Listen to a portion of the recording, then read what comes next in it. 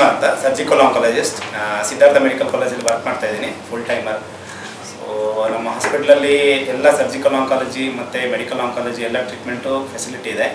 So ನೀವೆಲ್ಲರೂ ದಯವಿಟ್ಟು use ಮಾಡ್ಕೊಳ್ಳಿ.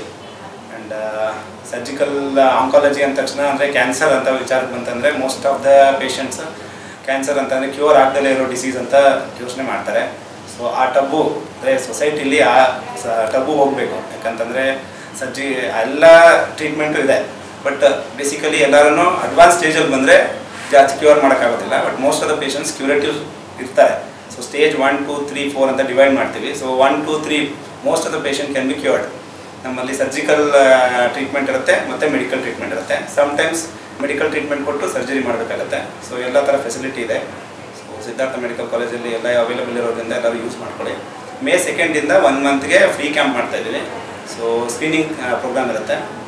ಸೊ ಎನಿ ಕ್ಯಾನ್ಸರ್ ಸಸ್ಪೆಷನ್ ಇತ್ತು ಅಂದರೆ ಸೊ ನಾವು ಅವೈಲೇಬಲ್ ಇರ್ತೀವಿ. ಸೊ ಯಾವಾಗಾದರೂ ಬನ್ನಿ, ಸೊ ಯೂಸ್ ಮಾಡ್ಕೊಳ್ಳಿ. 1 ಮಂತ್ ಫ್ರೀ ಕ್ಯಾಂಪ್ ಇರುತ್ತೆ.